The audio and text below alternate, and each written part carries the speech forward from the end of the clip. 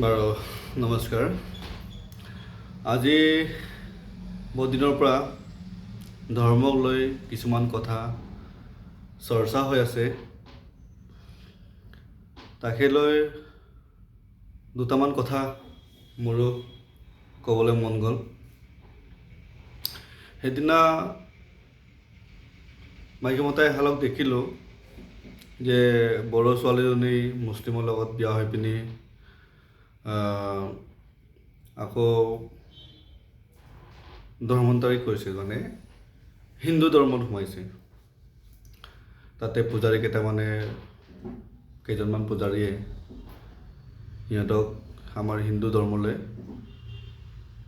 তুলিছে, ৰূপান্তৰ কৰিছে। তাকে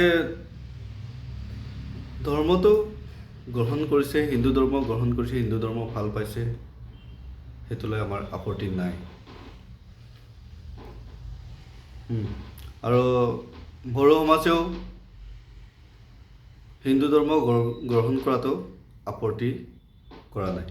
আপত্তি কৰিছে কি, হিন্দু ধৰ্ম গ্ৰহণ কৰাৰ পাছত বড়ো উপাধি লোৱাৰ কাৰণে।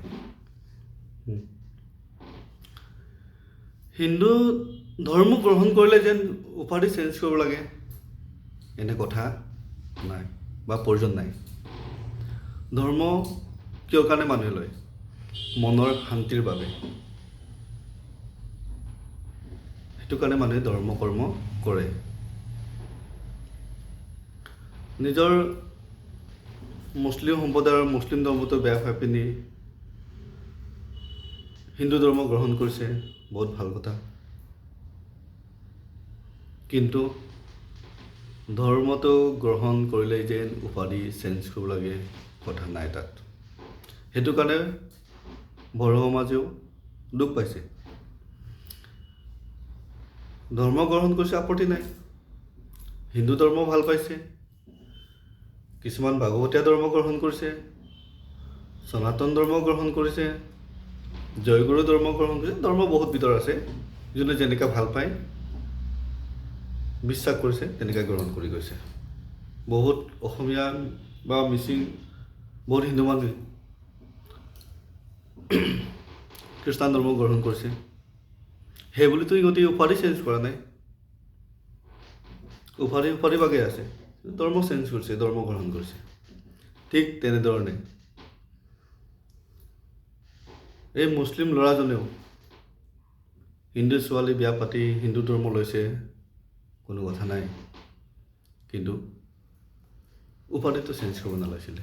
আলী, আকবৰ, মহম্মদ সেইবোৰে থাকিব দিয়ক, কোনো কথা নাই। তেতিয়াহে গম পাব যে এজন আলী সম্প্ৰদায়ৰ, মুছলিম সম্প্ৰদায়ৰ মানুহ এজনে হিন্দু ধৰ্ম গ্ৰহণ কৰিছে বুলি গম পাব। এতিয়াতো হিন্দু ধৰ্ম গ্ৰহণ কৰাৰ লগে লগে যদি বড়ো হৈ যায় বা ST হৈ যায়,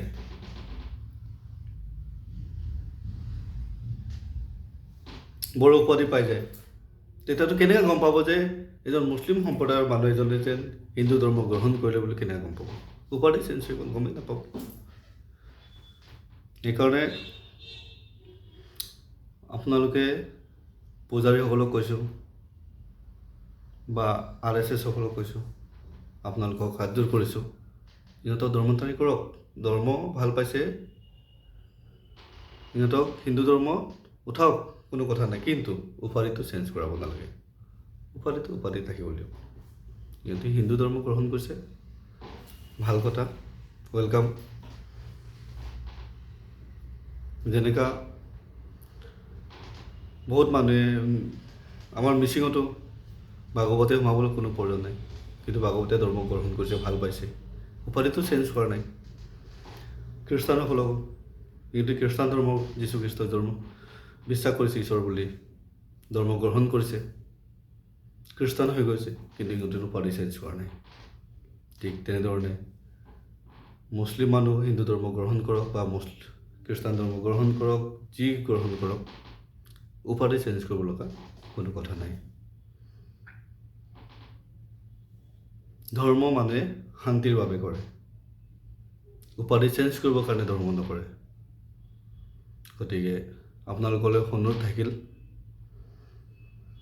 ধৰ্ম চেঞ্জ কৰিলেও হিন্দু ধৰ্মত আহিলেও উপাধি সেইটোৱে থাকিব দিব লাগে। ধন্যবাদ। ভুল হ'লেও ক্ষমা কৰিব।